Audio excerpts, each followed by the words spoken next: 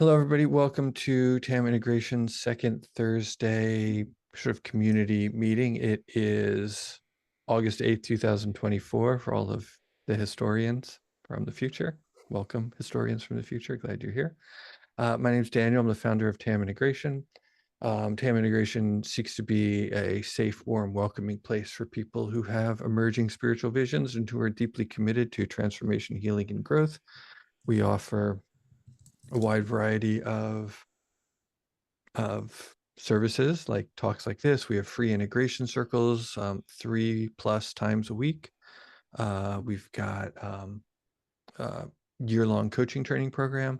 There's group coaching. And a lot of this stuff you can see at tam.zone. If you go to http://tam.zone, you can see things like the Golden Road group coaching, and this is in there, and the integration circles, and it's its own little network, so you can chat with people outside of Facebook and stuff like that.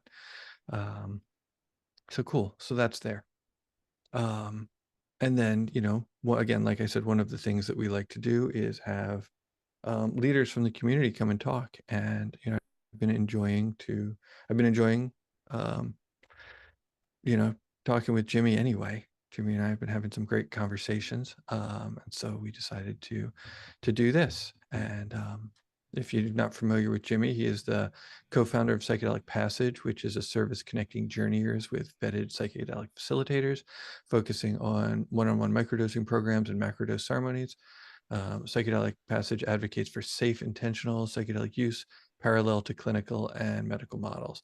Jimmy's mission is to transform suffering into love, helping individuals unlock their inner healer through intentional psychedelic use. He emphasizes harm reduction and compassion, non-judgmental support during preparation, ceremony, and integration. He also supports diverse psychedelic practitioners and advocates for equitable access to healing with psychedelics, confronting colonization and gatekeeping in the evolving psychedelic field. Thanks for being here, Jimmy. Glad to have you. Yeah, thanks for having me. I'm looking forward to being here, and I hope in our time together, I can provide a little bit of value to all of you folks who chose to show up here. So yeah, thank you all for your time and your presence as well. So we had planned on we were talking about, well, do you think more people are going to come who are guides, or are more people going to come who are looking for guides? Sure. And I didn't know. And I would say it's about, at any given time, it's probably about 50-50. We could do a quick poll if people aren't shy. You could drop what emoji for somebody who is like a lay person who's maybe looking to connect with a guide? What emoji do you think? I was thinking about the eyes emoji because you're Okay. probably looking and exploring, but Okay. Give me eyes if you're a lay person, you're maybe looking to learn more about what guiding is about, from maybe a safety perspective or just an informational perspective. And then if you are a guide or facilitator and you want to talk about what it means to be an ethical and good and safe and secure facilitator, you can drop a brain, because it's right next to the eyes. You could be a brain. So we could do eyes and brain, and that'll give us a sense. Cool. A lot of eyes. Good. So we figured that we could talk about these two roles in relationship, right? That, what is it like when, the guide and the guidee, the facilitator and the practitioner, as it were, meet? And this is kind of your specialty anyway. So would you like to kind of introduce that, your view on these things, why it's yeah, important? sure. Thank you. And just again, yeah, thanks for everybody who is here. And I'm seeing we have a couple of emojis of each, and I'm pretty neurodivergent myself, and so I don't think very linearly, and so I just invite for this to be an engaging dialogue, that we might be able to have together, and that's a little bit of the impetus of psychedelic passage, which is really about like how to find actionable, tangible pathways towards psychedelic care, which has, looked different over the decades, but is, increasing more and more in accessibility like every day. And so to share a little bit of context of, where my perspective comes from is that over the past like 5 years, I've been um, extremely like passionate and obsessed about how do you connect somebody towards having a more safe and meaningful and impactful experience. And when Psychedelic Passage started, I thought about the folks who maybe weren't plugged into a psychedelic community or weren't plugged into a spiritual community. And so, how would those folks come about engaging with the professional or psychedelic community? And this was the time, 6 years ago, Michael Pollan's book came out, How to Change Your Mind, and in 2018, which was um, the first part of bringing this more into the mainstream in the modern era. And so over that time, we've been able to chat with over 7,000 folks who have been, psychedelic curious, and we've connected, folks to almost about 2,000 programs. And just along the way, we've learned that a real key to empowerment, both as a journeyer and a facilitator, is really just having good knowledge and good education. And so, what we found was that there were people, and still to this day, people who are searching and seeking, psychedelic support, and they're not even sure what questions to ask or what qualifies a guide, or that there are options in modality, specialty, background. And so that's been our mission over the past several years. And yeah, I probably wouldn't consider myself like a leader in the space. I think what we've been doing is really just sitting in our own little corner of the world, trying to support our own folks and our own community. And it's been really great to see it, grow to this space. And so, yeah, I certainly have a lot of thoughts on, things that I've seen over the past, half decade around journeyership in general, and one's relationship with psychedelics and the pursuit of finding a supporter and a guide. And then as another part of our organization, we also hold a container for facilitators as well, and so have been in that world of supporting facilitators, creating just good systems for them, creating a standard of practice, ethical frameworks, pathways towards, increasing their capacity, of course, advocacy for the journeyer. And so just a little bit of background or around what I've been focused on for the past, couple of years. Right. Um, Thank you for all of that context and background. And one of the things I'm just gonna, since we're neurodiverse, I'm just gonna pick up the thread that was Sure. interesting to me at the time and made me think of something. I'll throw it back at you, and then we'll see where we Yeah. go. Um, One of the things that you said that I think is really important from many perspectives, from safety perspective and just an agency perspective, is when you said people don't know that they have options. Hmm. And I've heard this a lot, and there's sometimes even like out in the zeitgeist, there is this trope that the medicine will appear when you're ready. And that like that's the only thing you have to like if the Sure. medicine appears, it means you're ready and it must be the time. And I think that this is tricky because, I think this sort of comes out of the drug war, right? And kind of the scarcity of psychedelics, right? Because Sure. they're underground, they're often illegal, the deals that go down are kind of surreptitious. And so people who don't always have access, it's like the first time they have access, it's kind of like the golden suitcase in Pulp Fiction. Like it just glows and like, oh, it must be time. And Hmm. there's almost maybe this fear that if I don't do it now, it might never come around again. Sure. And I think that leads people to maybe not making the best choice for themselves or seeing what's in front of them clearly. You want to speak to those topics? Yeah, well, the first thing that comes to mind for me is maybe a little bit of a public commentary to say that the war on drugs had a hard time deciding which lane to pick. I think there was one lane of saying in like dare programs like be careful, there's all going to be these people like offering you free drugs like left and right, so you got to be discerning and careful. And then on the other side is this level of I guess like secrecy, really. When I think about this work with intentional psychedelic work, which of course falls under the framework of how we as Americans relate to substances and drugs and medications, also, right? Right. But anyone in the past, 60 to 70 years engaging in any intentional psychedelic work had to do so in secret.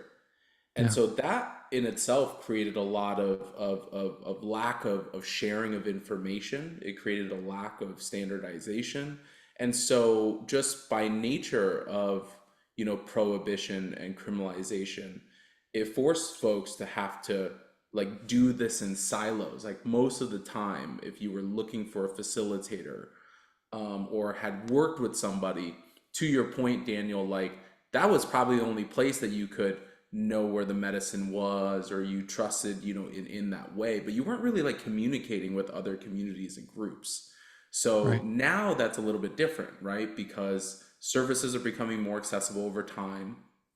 Um, Ways of sourcing and accessing, which is also important in harm reduction. Like one of the reasons why uh, is adulteration and fentanyl laced drugs and all of those things is because it is still in this illicit market. And so I'm just speaking to some of the social, I think, factors that are playing into what we see today. And to think about your notion of, well, when the medicine calls you, you'll know. That's something that people say. Hmm. Or when the medicine or the psychedelic appears, that must be your time. And it kind of is based on like this scarcity mindset, like, oh, this might be the only time, like you said, that I'm going Yeah. to come across psilocybin. Well, that's all going to change now, and I'm grateful for folks to now make decisions based on um, different parameters, because we're very fortunate to be living in this modern world where hopefully for the majority of Americans out there, it isn't just a once in a lifetime opportunity. And Yeah. I do hope that that's the direction of where, intentional psychedelic services go. So now people are making decisions more about, well, is this the right season in my life? Um, what's my own capacity and bandwidth to be able to dive deep and explore the the most important facets of myself. And so when I'm thinking about somebody who is considering a psychedelic experience, for me it's more than just mental health diagnosis or what's going on internally. I'm also thinking about, okay, well, what's your support system like personally? What's your professional support system like? I'm thinking about, okay, what's going on in your family unit? What's going on in your work environment? What's going on in your greater community? Do you have housing security? Are you experiencing food scarcity, for an example? And so when you think about it along those lenses, there's this balance of it. It actually kind of becomes a little bit of a privilege, because not everybody will have access to all of those right support systems to be able to engage in a meaningful psychedelic experience, right? Like Right. you can go and deal with your trauma, but if you go back to sleeping in a car, you're going to be stressed and have poor mental health anyways, right? So I'm really grateful to see that I think our relationship as a society is changing around substances and psychedelics, which takes the pressure off of it feeling like, oh, well, this might never come around again. So I better do it now, even if I'm not equipped or ready. And I think that's a really beautiful world, future state of the world that I would like to live in, where the option and the choice becomes a right for folks instead of just a privilege. Right. Well said. Well said. And thank you for bringing in like all of strata of society, in that description. Um, so as we move into that world, and there are perhaps um, an increasing number of qualified guides, much less, qualified and unqualified. But let's even just start with, well, here, how we can start with, there's kind of two ways to look at this. Looking at the difference between qualified and unqualified guides, people who are safe versus people who are maybe not safe, and then so parsing that apart, and then looking at, okay, then let's say there are a whole wide number of potentially qualified people who are safe and ethical and skilled and knowledgeable, but then finding the one that's actually the fit for you. Sure. So it's like getting, parsing out that which is unsafe and unhealthy, and then, just moving through a situation where you find your best fit. Sure. Yeah, so to talk about that first part, which is how do I discern uh, a qualified guide amongst a sea of unqualified guides, I think is the first part. The second part being among a pool of qualified guides, which one is the right one for me? Maybe if I Yeah. could boil it down into that. So the first one, I want to start by just dispelling some myths and illusions here. I think that there's two really beautiful and really precarious things that happen when people have psychedelic experiences. The first is many folks have these really impactful, meaningful experiences, whether beautiful or challenging, Hmm. blissful or sorrowful. And there is this inclination like, this is my life's calling now. Now I have this calling to go out and help other people and do this work and all of that. And there's a part of me that really celebrates that because Hmm. I think, and speaking back to doing this work in secrecy, I think that by nature of engaging in psychedelics in a meaningful way, it just causes you to want to share and reach out and be in Hmm. community and share the love essentially, right? So I think that part's beautiful. Where I think it gets precarious is that it creates this trope that every single facilitator or coach or microdose professional or at some point clinician or therapist will likely have the same story. And it's going to go like this: I was broken and sick. I had a psychedelic experience. It healed me. Now this is my calling to go out and do this in the world. And I would probably guess that, let's assume that that's every single facilitator or psychedelic coach out there. I would probably guess that there's a smaller percentage of people who actually have the skill set to be able to do that, right? So I think that many people right now are just deciding based on that, like, oh, this person had their own personal anecdotal experience. So that must mean that they know a little something more than me. Hmm. But what I really like about your message, Daniel, and thinking about something that you said on Instagram is like, well, do you have the reps to like open and close containers, like service containers in a Mm. meaningful way? Does somebody have the experience working with somebody in a professional setting or a professional, capacity? And so I think that um, I think that the paradigm is changing where something that we learned very early on when we started opening up our like concierge and matchmaking services, where most people were like, can I get supply? Do you have somebody local? And how much does it cost? Yeah. If you met those three criteria, kind of the rest didn't matter, Right. right? Jackpot. It didn't matter. And I think that that is a little bit of the nature of this work, where Hmm. even if you were a psychedelic facilitator who's been doing this for, you know, let's say you're a psychedelic facilitator who's been doing this for 5 years, and you're like, okay, I've seen a couple hundred clients, like I'm probably like pretty adept at this. I would actually argue that that person is like just getting started on their Sure. facilitation journey, because you could serve 200 folks, and um, all of them could go generally, I don't want to say normal, but like there's not a lot of occurrence of like of there, I guess they're more like standard experiences, right? They fall within this range. Hmm. But I think it's very different to have a really adept facilitator to hold space for you in crisis, let's say, Yeah. or to be able to hold a really, really delicate part of your psyche that's coming out, or helping you like to break a loop or a pattern or a regression or a trauma that you weren't aware of, right? So there's just kind of this difference and this distinction. And then as far as the other side of like, okay, amongst the pool of qualified, guides, and I think that this would apply also to integration specialists as well. Hmm. I think the first piece is it just depends on the journeyer's criteria.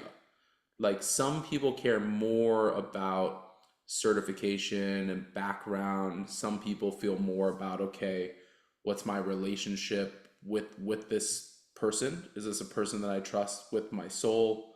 Some people are looking for a specific specialty, maybe sexual trauma, maybe it's addiction and substance misuse, maybe it's spirituality, maybe it's meditation and mindfulness. And so I think that there's this interesting um, meeting of the middle. The more that a journeyer can get clear on Yeah. what their needs and wants and preferences are, then you can start to pick out and tease out, okay, like maybe out of this pool of 10 facilitators, I think like these couple of folks might be right for me. And so that's been the art that we've been trying to figure out for the past, Hmm. many, many years. And, we look at like probably over like 20 pieces of criteria in vetting before, bringing somebody on into our network. And then even with all of that info and stuff on paper, I'm still interviewing them and getting to know them for 3 to 6 months before like inviting them on. And I think as a Yeah. journeyer, um, the timing of all this is super interesting. Like I see folks who are like get on the phone with us and they're ready to go, and a couple of weeks later they're starting prep work with the practitioner. I've Hmm. also had folks that I've chatted with on and off for like a year and a half before they Right. decided, oh, I have all the right things in place now for me to actually look at the stuff that I need to look at. So Right. um, Well, it's that, quite interesting and depends on the person for sure. well, I also think that that speaks to your willingness to let people move at their own pace, Yeah. right? Because, um, when I talk to, I coach guides sometimes, and, the thing that gets them into, I don't know, it's not exactly trouble, but to have, difficult relationships with people or things that are fraught, um, often comes from, rushing people through. People show up and they're like, let's go, as opposed to just having those kinds of open conversations that say, maybe this goes somewhere, maybe it doesn't. Hmm. Yeah, I mean, what I've learned the hard way is that you can't force the timing of nature. Right.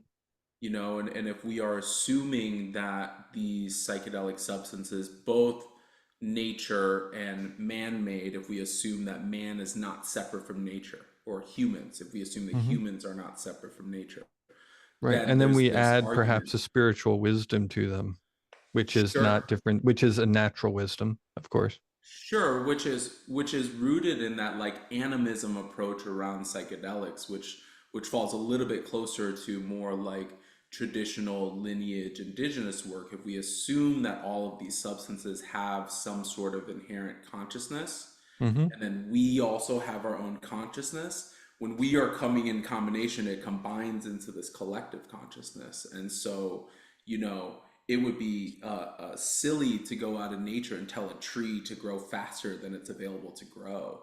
Well, it can grow based on the light that it gets and the water that it gets and the nutrients around it and the other plants and fungi and animals around it, right?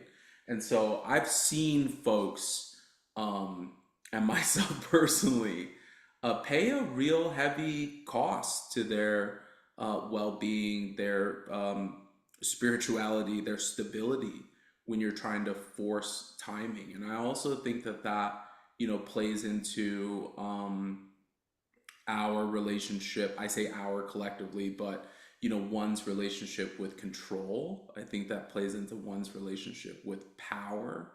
I think that those things play into the agenda that we each might have, because like we're humans, we have expectations, and everybody's going into some sort of a psychedelic experience with some type of an agenda.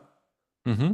Even if you were, you know, just wanting to explore your own consciousness with no like defined endpoint, that still is an agenda. And so it's Sure. like, how does your agenda match the agenda of the facilitator? And so it's this really like fascinating thing where I've just learned both in psychedelic experience, um, and in the process of finding the right service or the right guide, integration, all of those things, to me it's just not worth it to force timing, you know. Right. um, I do a lot of harm reduction work in big festivals and music settings and things like that through various organizations, and we have people in crisis coming into sanctuary space all the time. Right. And if I told that person, hey, you got about an hour before the shift changes, so you should like figure out your stuff here because like I got to go to lunch, likely that would make their experience much worse. Right. But then when they have the space, when they Hmm. have the okayness, when they have the permission that you can take as much time as you need, you are welcome here, then it allows space for their experience to unfold. So I really think that it's the same, and maybe, you know, that's probably a pretty good tangible flag to see of a facilitator. Like, are they pushing any type of agenda? Are Right. they pushing any type of timing that is not in alignment, you know, to yours? And these things are usually not malicious. These things are usually Right. very well intentioned. Like, hopefully, the facilitator wants you to be a success story and Yeah. wants you to actually feel a sense of healing. But the moment that they are putting that need for that outcome over the care that you need in the moment, then the whole energy and power relationship is compromised, right? And so these are things that are hard to figure out when you're just meeting folks. So that's why I tell people, take your sweet time Hmm. when you are getting to know and meet people, and just normalizing that sometimes it takes weeks, sometimes it takes months, and sometimes it takes years, because these are deeply, deeply vulnerable and honestly sacred experiences if you view it in that context. Um, that is really nicely said. Um, and just brings to mind some of my experiences manning some of those tents. Yeah, Um, yeah. I know you've been in the trenches doing that work, so I haven't done a lot of it, to be honest, but you know, a little, you know, here and there, and to be honest, more than in the sanctuary tent, in the trenches. finding people in between tents, finding people, up Yeah. against cars and things like that. Uh-huh. But those sanctuary spaces are special spaces when they're held well. And I actually remember um, I had to take over at Bonnaroo once. This was 2006, I think, and I had broken my foot. And so I was taken to the medical tent, and it was me sober with a broken foot and a bunch of trippers and a bunch of doctors who didn't know what to do with them. And it's like, okay, let's smooth this out while I wait for my cast. Um, because we're lucky now that more and more people know like the things that you're talking about, like how to, care for people without um, also stigma, right? Because one of the things that I remember from that tent was there a lot of stigma, um, and I think that's one of the things that we're still navigating, and also one of the reasons why I think people sometimes need to take their time, because are they moving into are they taking a leap into becoming an outlaw? Can be quite scary for people to not just give up control of their mind, but to kind of change their social status in some way. But that's an aside. The thing that I really think is interesting, and this is sort of a counterpoint to talking about not having an agenda, um, because I do like the idea of being, I call that being client centered, Hmm. right? It's like putting away my agenda so that I'm client centered. But that not having an agenda is not the same as not having a protocol, Or a or plan. not, or Yeah, a I plan agree. or a methodology. I agree. And so, one of the things, when I talk to people about just pure coaching is, this is how it goes. It's like your stuff will come up and we have room to bob and weave, but, these are the things that I'm offering. These are the things that um, I believe will help based on the things that you're asking for help for. Yeah. And so kind of, um, if you're looking for a guide, like I would suggest you find somebody who spends a lot of time listening. Like it's like, what are you after? Right? They're spending much more time figuring out what is important to you as a client than trying to like prove their credentials.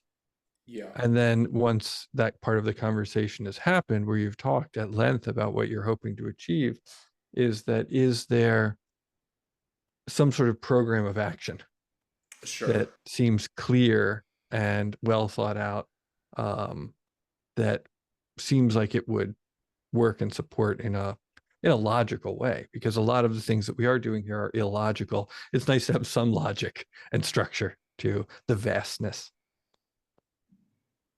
Yeah, I think there's a balance of having enough of the known so that you feel like you have a plan and you feel like you know what will happen in XYZ scenario, but then also leaving enough space for spontaneity and the unknown and being able to move through these experiences in a way that's needed and necessary at the time.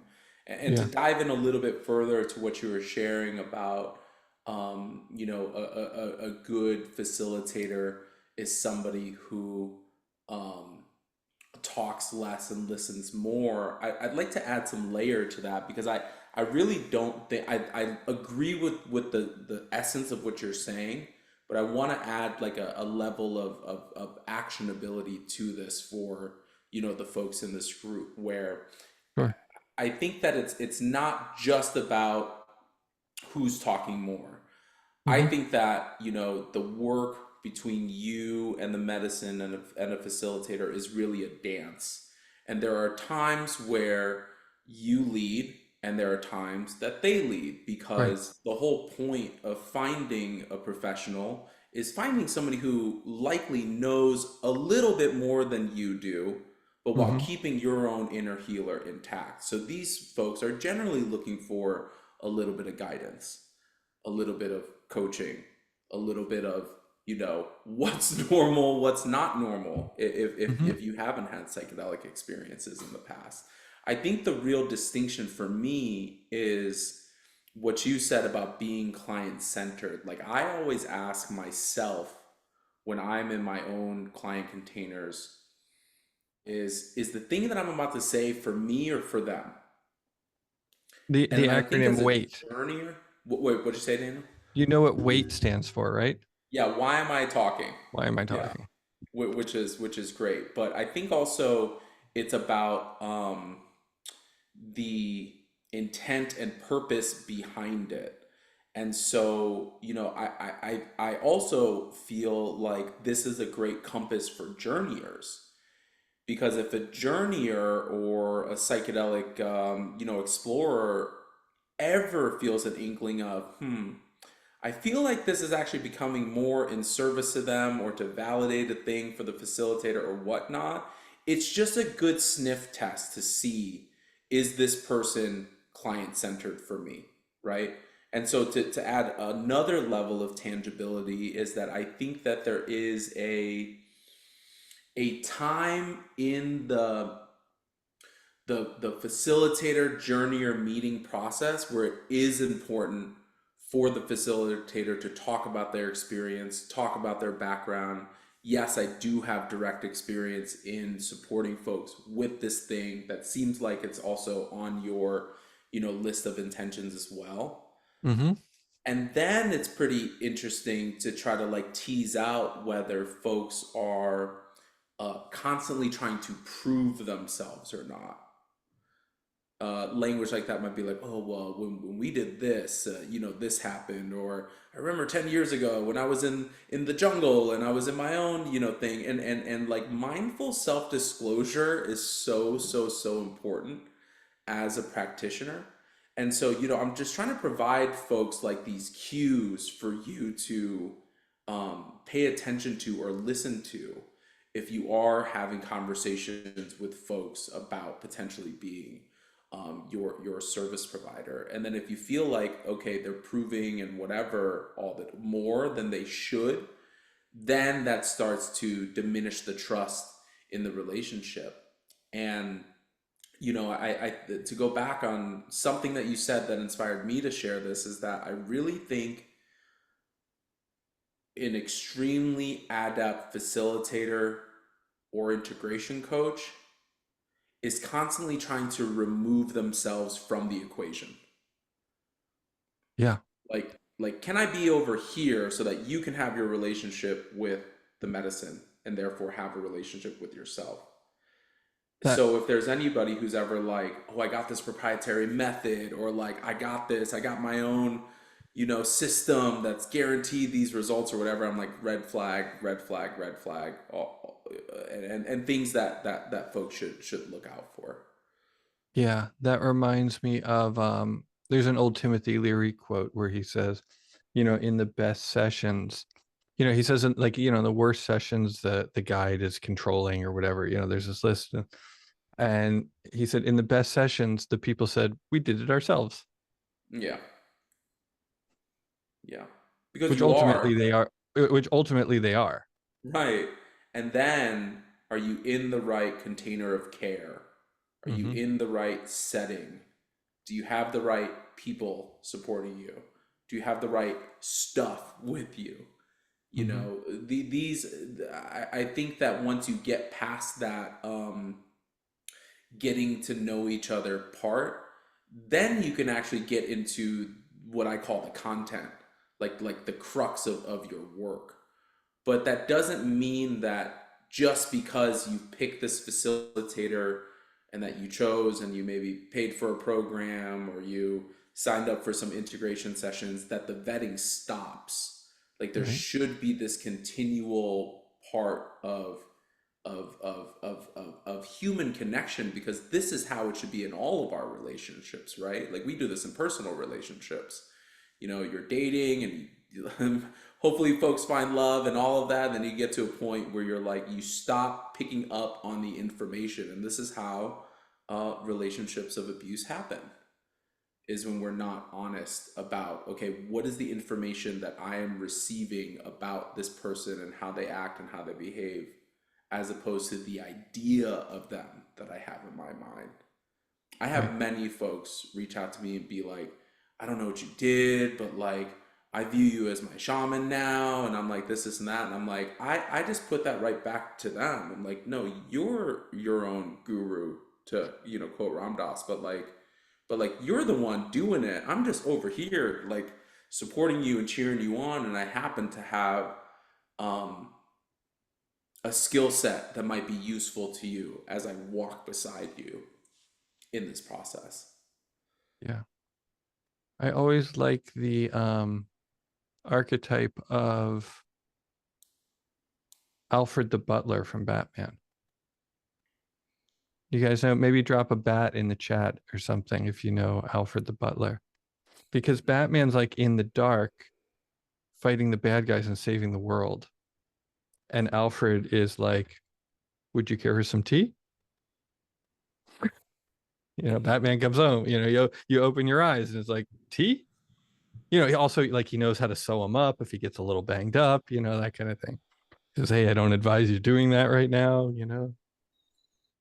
It's a service position. It's not this kind of, this the shaman kind of thing is not what most folks out there in the West are doing. Yeah, They and I they also think that there are times where a practitioner and a service provider does need to get more involved. When I think sure. about, I call them like big ecstatic experiences or experiences that are loaded with a lot of emotion or trauma or big psychosomatic, Hmm. experiences. And this is also where it's important to ask those types of questions of what you commented before, that not having agenda is not the same as not having a protocol or a plan. So Right. I like to ask a lot of theoreticals. I like to ask, okay, when this happens, what is your practice here? Mm. When what Um, happens? Give us an example of when what happens. What might be one of these hypothetical questions?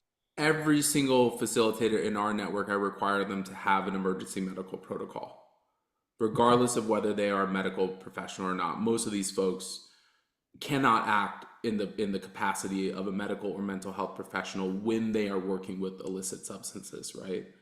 Hmm. But I'm like, okay, where are your levels of escalation, right? So let's say um, you felt like you were dying during a psychedelic experience, which is a very common theme because psychedelics in itself have this theme of death and rebirth. Right. Well, what are the questions that a facilitator should be asking to discern whether that's a spiritual death, a metaphysical death, or whether there actually is something going on with your physiology? At Mm. what point are they calling your emergency medical contact? At what point are they perhaps calling emergency medical services? How do they handle that? Are they talking to the folks or are you talking to the folks? What if, in very rare instances, you might be depleted and need a little hydration or maybe have a blood pressure issue? Are they going to the hospital with you or are you going by yourself? Because these things do happen. A small percentage for sure, very, Sure. very small percentage. But this is just an example of like, okay, well, what if I do have an experience where um, I feel like I need to move and there's a lot of physicality, like what do you do in those scenarios, right? So it's hard to discern um broad categories, but I think that for you all know yourself the best. And I think Hmm. just like taking the framework that I'm proposing here and applying it to your own life will just help you figure out like a set of questions for you to be able to ask, which is way more than what's your education and background and how many people have you served. Right. Um, yeah. Very, very cool. That's a great workshop, by the way. Yeah. Yeah. The emergency medical escalation workshop. And so that's a pretty good workshop. Yeah. We're we're We we're are working on we're working on stuff. Yeah. Uh-huh. very, very, very good. And so you're sort of leading us into this idea of, for the folks who are guides or who are trained to be guides, some really powerful things to think about as well, to kind of consider, um, what happens when things fall apart, perhaps, or if things get very, very strange, and to what extent are people comfortable with things happening that aren't just somebody laying on a couch moaning occasionally, Hmm.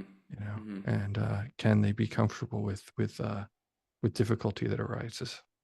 Yeah, and also how to discern how to identify a crisis and what a crisis is, because it's contextual.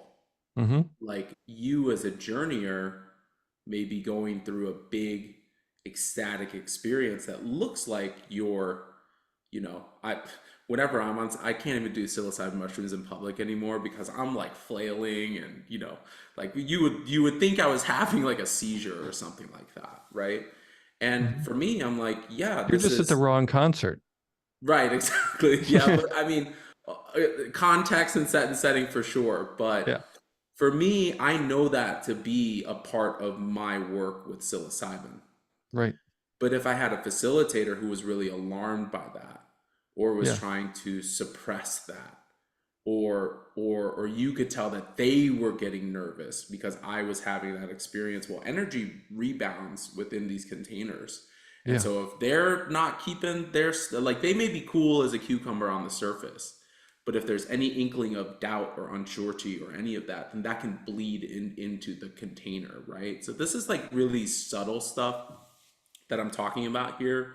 So this is what I mean about um, you giving yourself permission to have the type of experience that is right for you in the moment, hmm, and then can a facilitator also foster that too, and right, then you can see it's really hard to determine what is actually a crisis situation versus not. right. And that only happens if you've been through and navigated enough crisis situations. Yeah. Well, and also what you're bringing up is the importance of complementary practices for guides, Hmm. right? This is not just about maybe like logging hours in a Maloka or something. This is about um, learning how to manage your state, right? And learning how to discern what is your own panic versus what is really happening in the room, and, you know, witnessing your own things come and go and rise and fall, and be able to kind of work with that in a creative way so that your own stuff, we were talking about agendas, which are sort of almost like logistical, but like your emotional agendas, aren't running the show, running your client show. Hmm. Hmm. It's pretty interesting because a lot of this stuff shows up in our own. We don't do this on purpose. It kind of shows up somewhat unconsciously as both a Yes. journeyer and a facilitator. And what I hear you speaking on is that there's a lot of different dimensions of what makes an adept practitioner. There is, the tangible stuff. Um, what's your protocol? What's your practice? What's your experience? What's your history?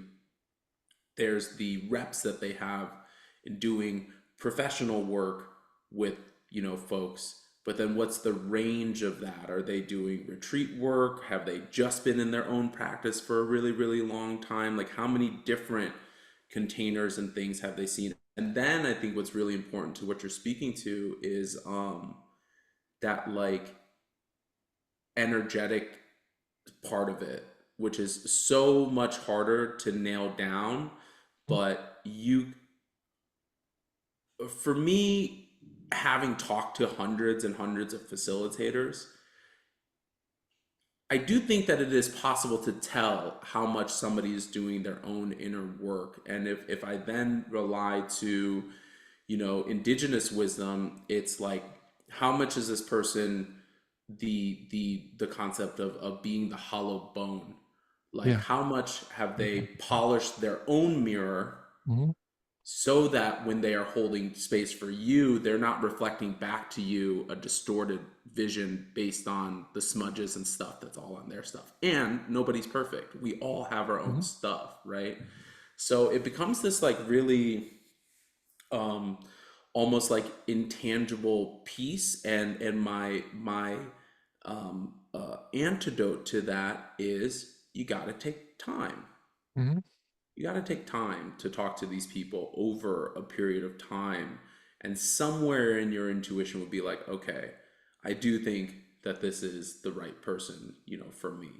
And I'll note, I always feel a level of fear and trepidation and nervousness and unsurety with every psychedelic experience that I've had, whether in a Hmm. professional capacity or personal, like for fun capacity. And then it's Hmm. like, okay, well, how do I discern the difference of that kind of like butterfly feeling versus like, oh, I'm actually kind of getting a beige or red flag from the person providing, service to me. Um, so these are good things to look for. Like, what happens? This is another great theoretical question. What happens if we go through preparation and a life event happens, or actually I feel like, ooh, I got a lot of cold feet and I'm not sure if I'm going to show up on ceremony on that day? Like asking your facilitator, like, how do they handle that? Do you get your money back? Do you get do they hold your deposit? Like those are the more practical questions, but it's also like, what type of pressure am I feeling from this person if I do need to take time or I do need to, delay or something like Mm, that. I like that one. Yeah. I like that one. And I have, yeah, and I like it better. See, there are people who this education is good for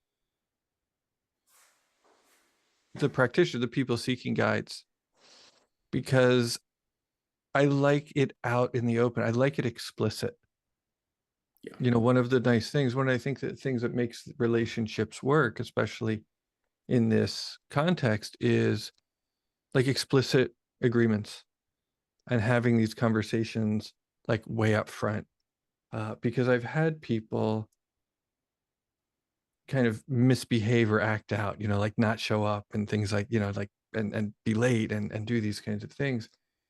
Um, and tell me later that they were testing me to see how I would react.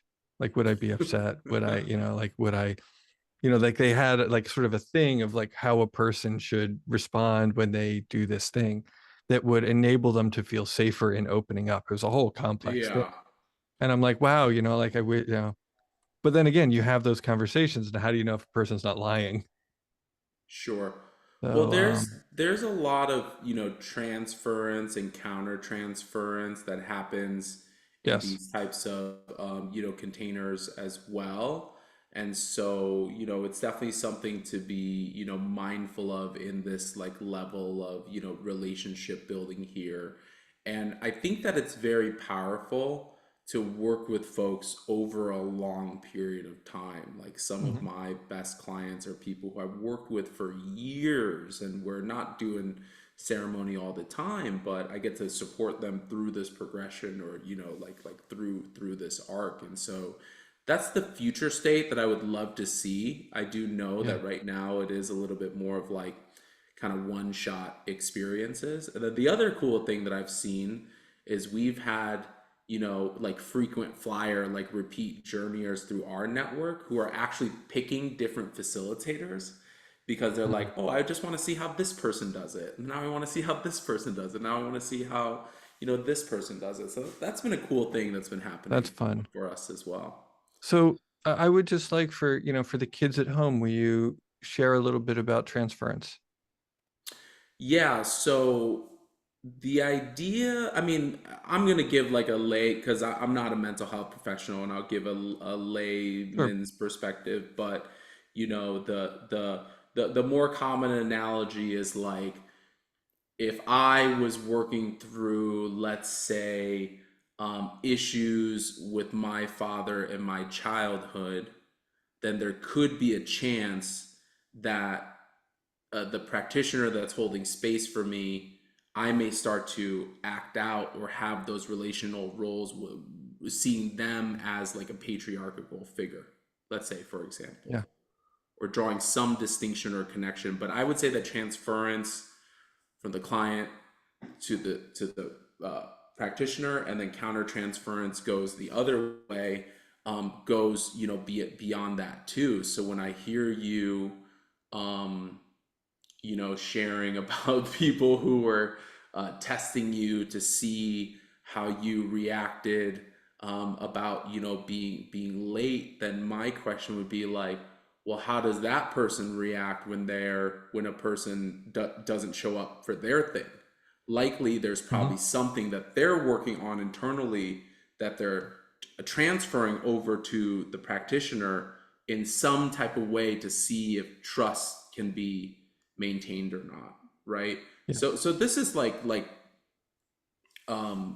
nuanced stuff, but I think the idea is that in any human relationship, we're kind of slinging a lot of this stuff back and forth anyways, and then it's like, what's the role or responsibility that this person has to whatever's going on for me? So I like what you said about the more explicit I can be, the clearer I can be, the more I could just like put this out in the open.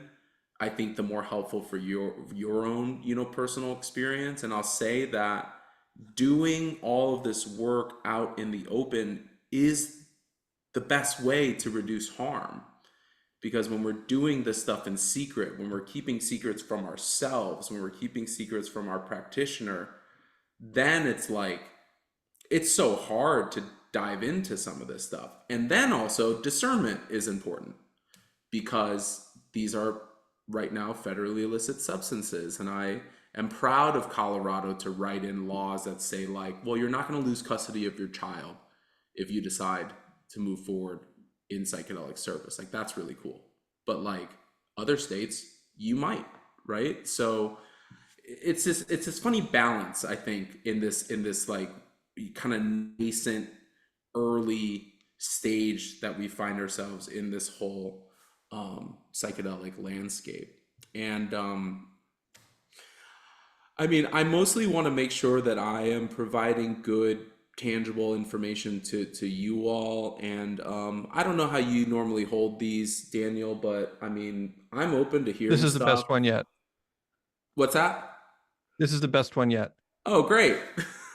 I mostly Is want to make everybody sure that having, I'm providing like good value to you all. So if you have questions in the chat, or if you have something about your own thing, or if anything that Daniel and I have shared that sparks a question for you, I would be happy to answer in the best of my capacity and ability as well.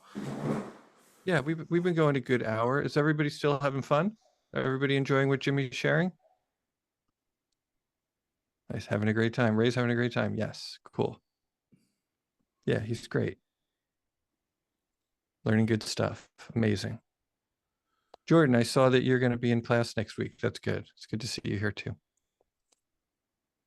So questions for this genius, this humble, this guy who says, I'm not even a leader in the space.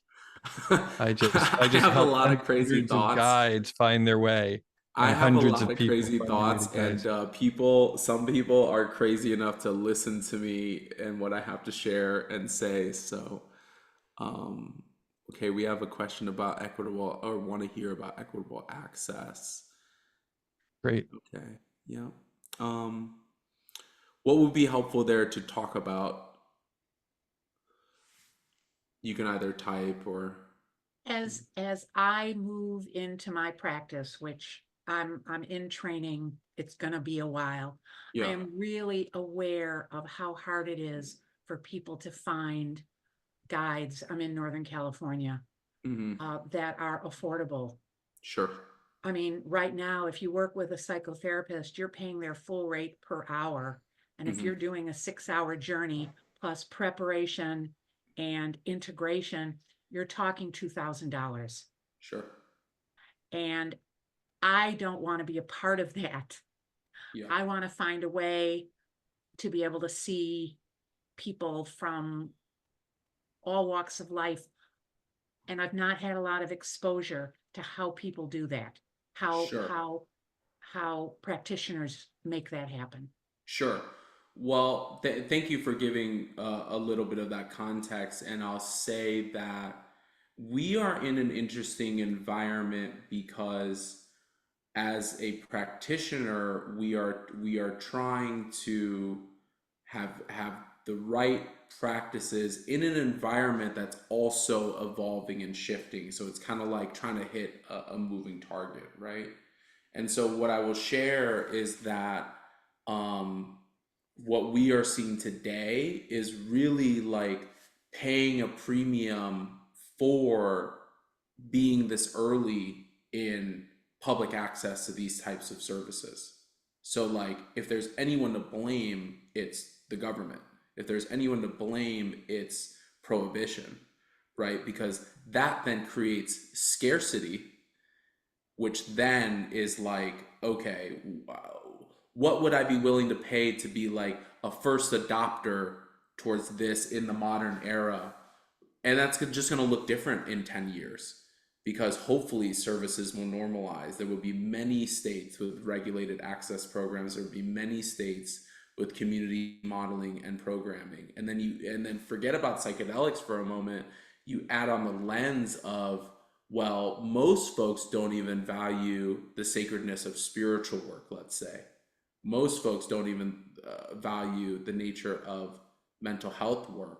And the mental health is propped up by a really broken insurance system as well. So, like, before I start talking about what can a facilitator do, I always take the lens on what is the water that the fish is in, right? Like, we have to look in the environment and context, of this work. And so, I think it remains to be seen where things will level off, where things normalize as far as pricing, accessibility, affordability.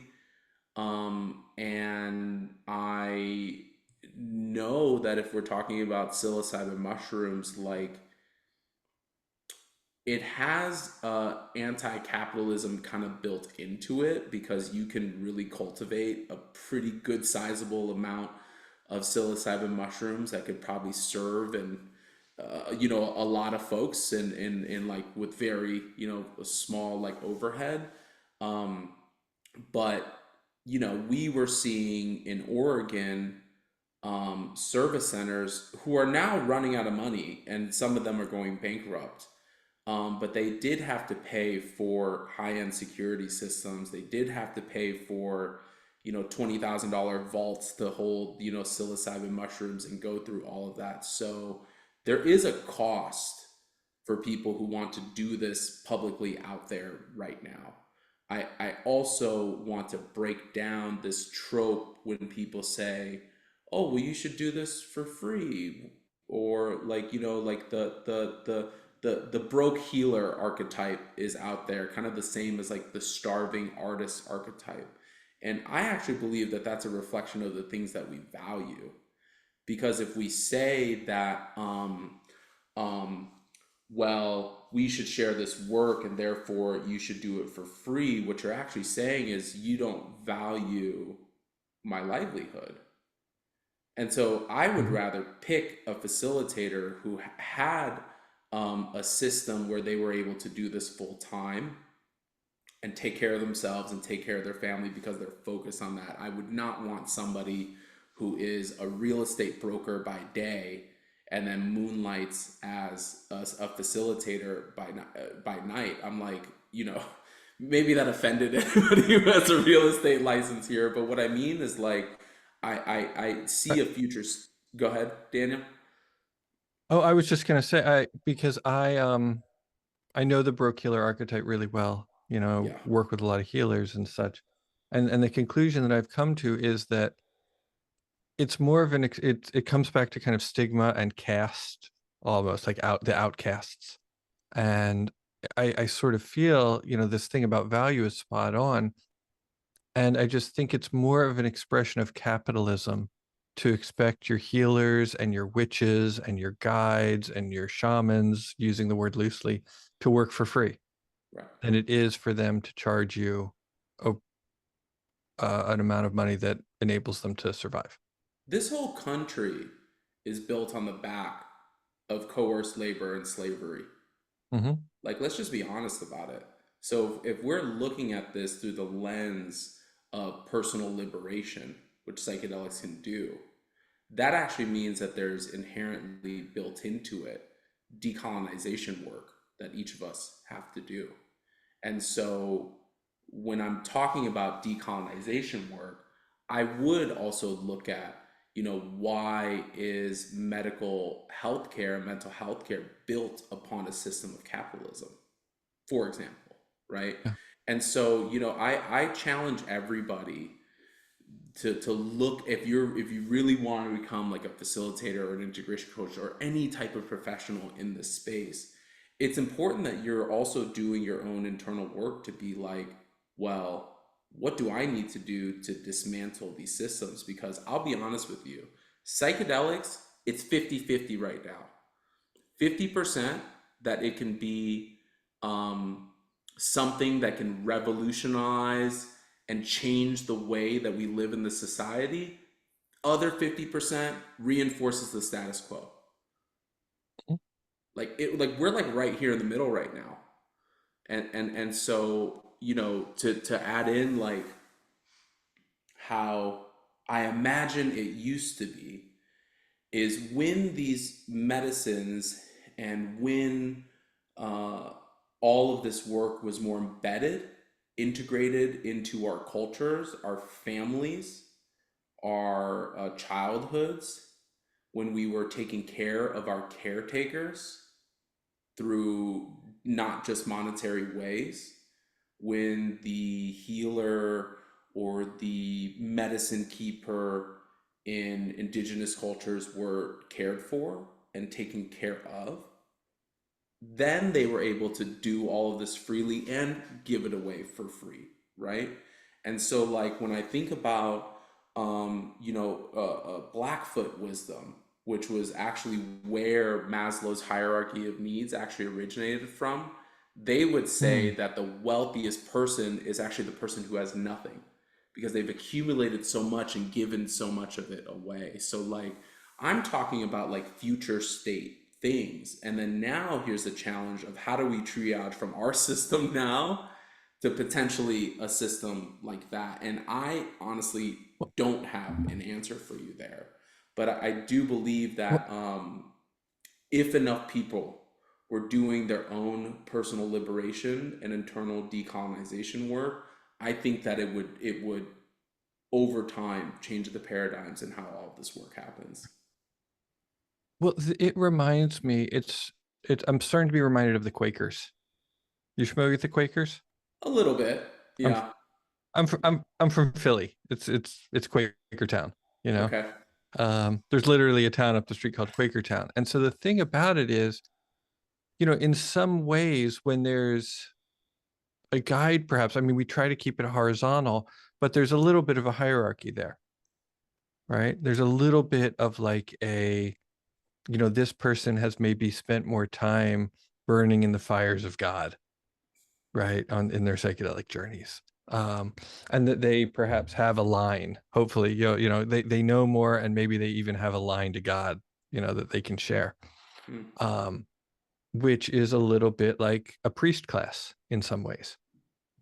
Whereas we have the Quakers don't have a priest class. They're Christians, in their way, but they're considered to be a society of friends. And their services are they basically sit quietly. And if somebody is moved by the spirit, they stand up and they share. And at the front of the room, there are two friends who are just chosen at random or however they choose, just some sort of way. And then at the end of the hour or two, they shake hands and everybody else shakes hands and they go along. And so, I think about how I learned to do psychedelics is like I learned with friends. With those my initial exploration. Hmm. And, I learned with, my peers, and, we bounced kind of, and that was messy, it was beautiful and it was messy. But then I started to meet, people who were a little bit older, big kids. And then I started to meet elders, right? But there was this idea of friendliness throughout it. Mm, And what I hope to see as these things, and this is just my vision of the future, I don't know what's going to sure. happen, but it's nice when to think that people will maybe they'll go to a service center, they'll find a guide, they'll find a facilitator, and they'll learn some stuff. But then, yeah, maybe they'll learn, oh, I can grow this stuff on my own and I can do it. I can start low and go slow, and I can do it with my friends. And then, okay, we're going to introduce some new friends to it. And I would be perfectly happy to,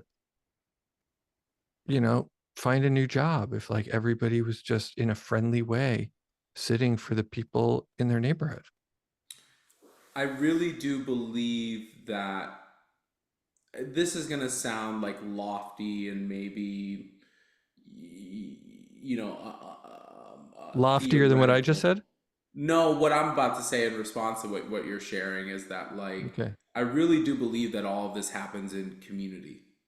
I really do Yeah. believe that community is the antidote to all of this stuff around pricing and, all of this stuff. And so I think about, well, how do I want to participate and be in community? How do I want my neighbor to show up for me? Do I want to talk to my neighbor every day? Do I just want to borrow, something from them every now and then? And so when I think about ways of triaging our commoditized capitalist society into something that could work alternatively, I think a lot of it is in community. And so, to answer, Hallie's question about, is there an opportunity to create a network and, things like that. It's certainly what I've been trying to do for a long time, and I hope that what we're doing at Psychedelic Passage is really just a message to people, like, oh, there can be a self-regulated, self-sustaining, organized community, and actually look at the impact of what they're doing to create, safer experiences, for folks. And so, um, I don't know how this is all going to look in a couple of years or 5 to 10 years. I do know that there's going to be a lot of missteps and mistakes, but I don't believe that the final form, if there ever will be, or the way that people engage with psychedelics, I don't think that it's going to look how it looks now. And I see a world where people have option. If you wanted to do this in community, there's an option for you. And here's some resources where you can do so safely. And here's systems and environments where, it's not stigmatized if you need some support. And then for the percentage of people who need specialty service or a clinician's approach, or or spiritual help, then okay, then you can go out and do that, as well. Yeah. So it depends on where you sit along that entire Yes. spectrum. Yes. I appreciate you adding nuance to my sort of lofty spiel. That's nice. Well, I just think it's Um, like idealistic for me to talk about community. Like, what does that actually mean? So anytime I'm talking about my idealism around community, I try to add mhm, like a little bit of context around it so it feels like approachable, So that's nice. we'll see where it all goes, honestly. So I've got a question from Ray. Um, do you have an example of a health crisis that did require a 911 call? And how was Yeah, it handled? How did it go? I've only had to do that one time.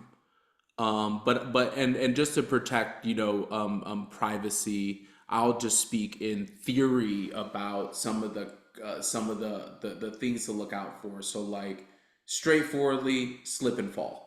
Your balance, your physiology, your perception of space, distance, all of that can just potentially make you more prone to slipping, falling, trauma, hurting your elbow, hitting your head, things like that.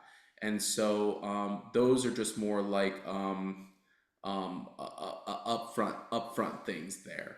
I think that most of the time, with the right screening and with the right intake process, you're going to be able to get ahead of any potential emergencies and things like that.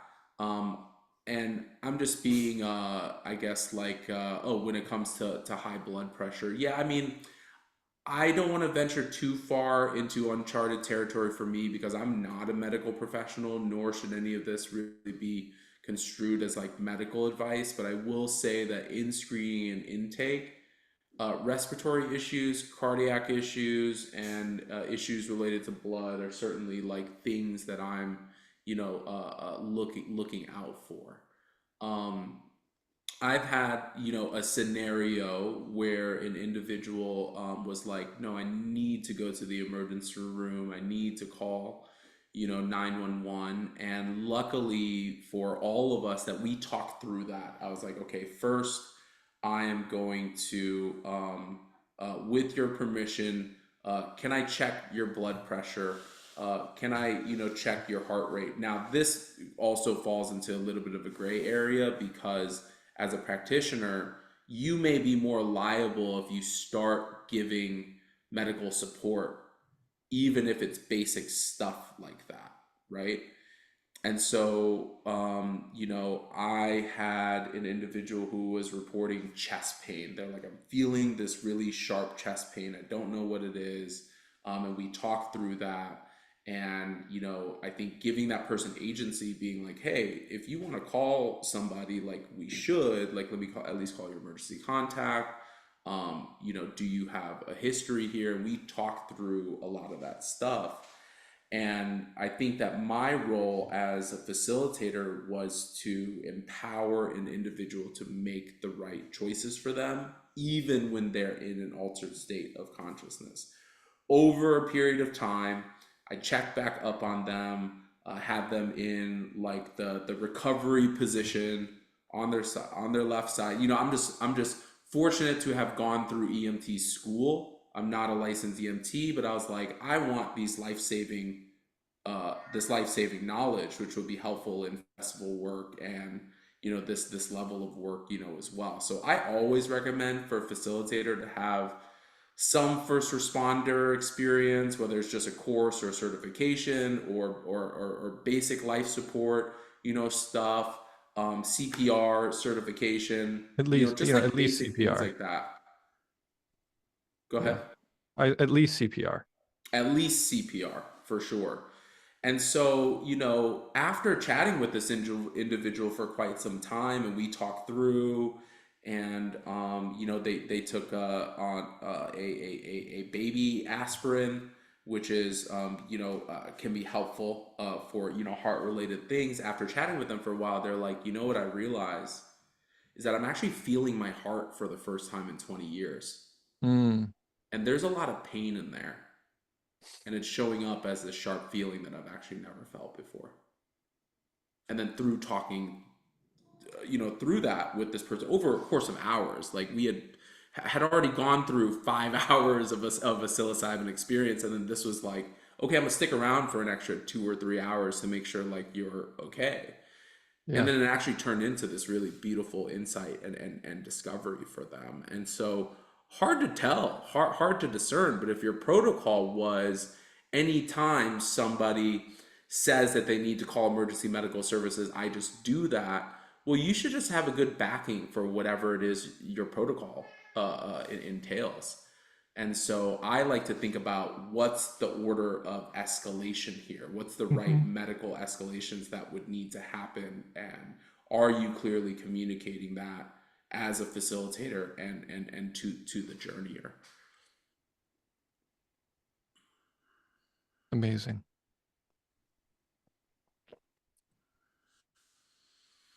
Drop a heart emoji in the chat if you ever were made just like scathingly immediately aware of how much pain you were carrying in there by surprise.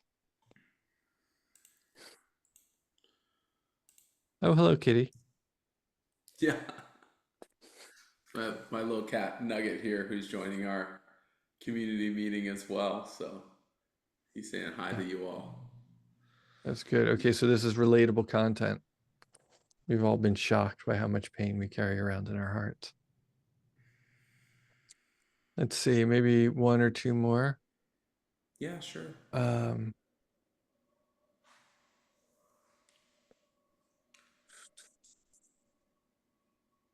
okay, okay, people really were really interested in some of the safety stuff. Kelly, you mentioned some things, but Kelly is interested in places to gain skills and practices for emergency protocols and procedures. Yeah, I mean, I spoke a little bit about maybe your own personal skills that you know, might need, you know, just to have enough context from a medical response, you know, lens. Hmm. There are like obviously like EMT school is a little bit more of a commitment over time, but honestly, not that big of a deal. Like I think I pay like every county and municipality will have this. I was in Denver at the time, but I went through an accelerated course over a period of 10 weeks, probably paid $1,900 for that course. I think that if you were in a normal EMT course, it's probably 6 months and somewhere in the tune of, you know, $1,000 to $1,500. I think a level down from that is like first responder certification, which is more in the tune of I think like anywhere from like 20 to 40 hours.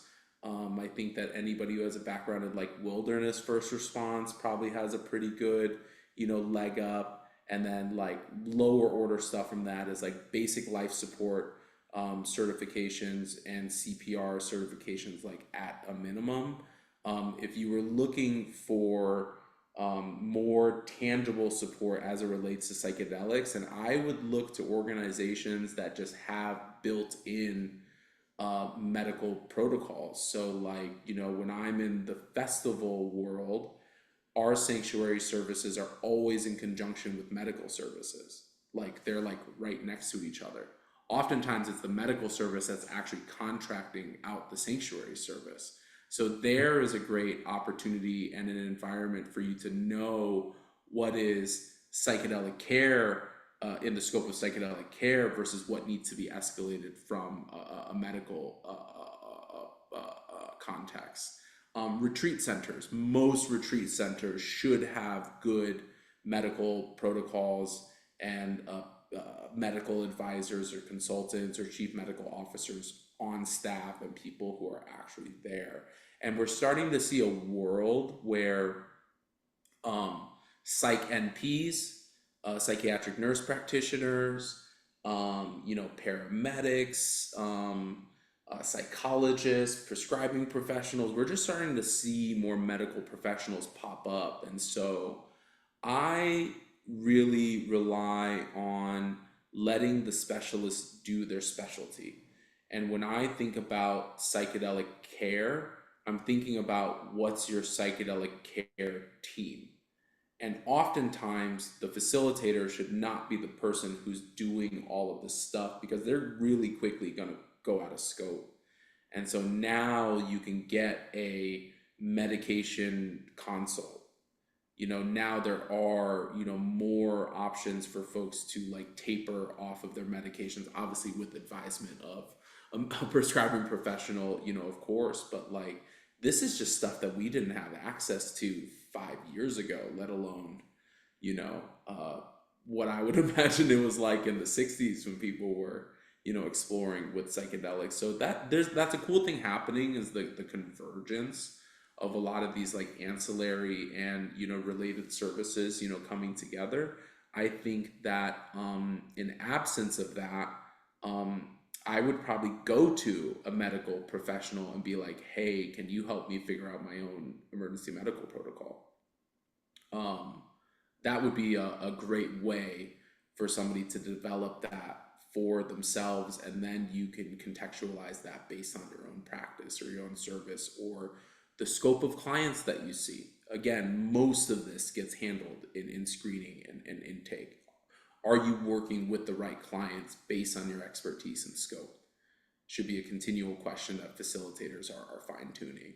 So I think that answered a couple of different things. I know that there was some SSRI questions and, you know, some a question from you, you know, Kelly as well. So hopefully Kelly and Tony, I touched upon a couple of things that might be of value there for your questions.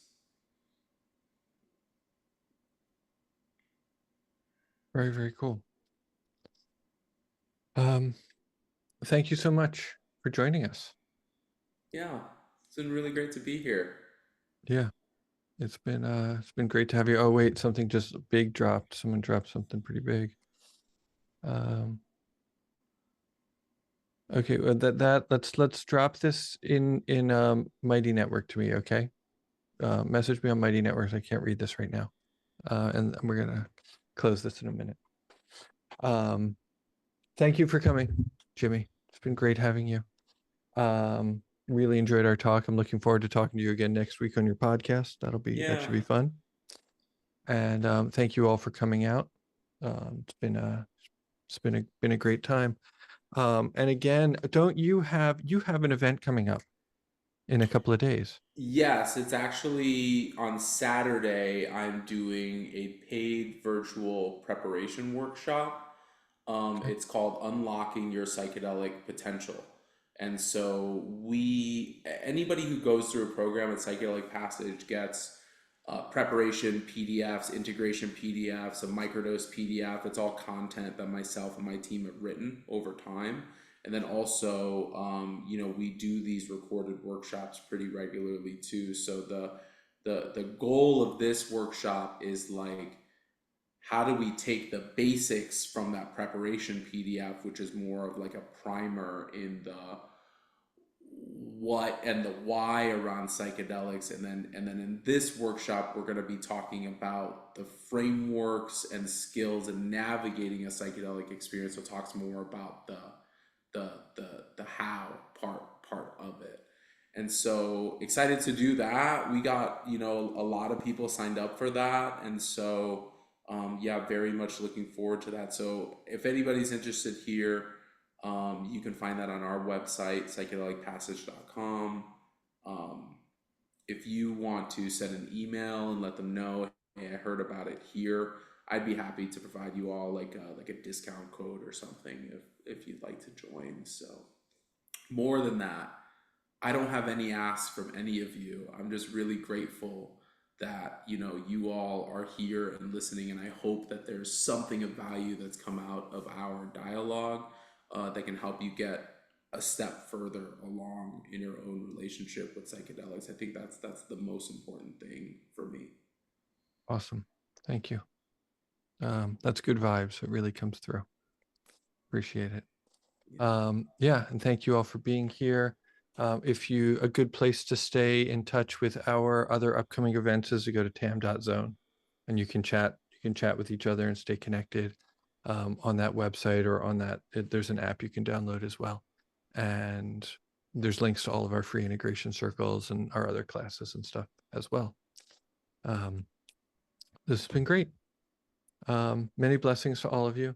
I hope you have a wonderful evening. Jimmy, thank you again. Be well, everybody. This has been TAM Integration. Bye, everyone.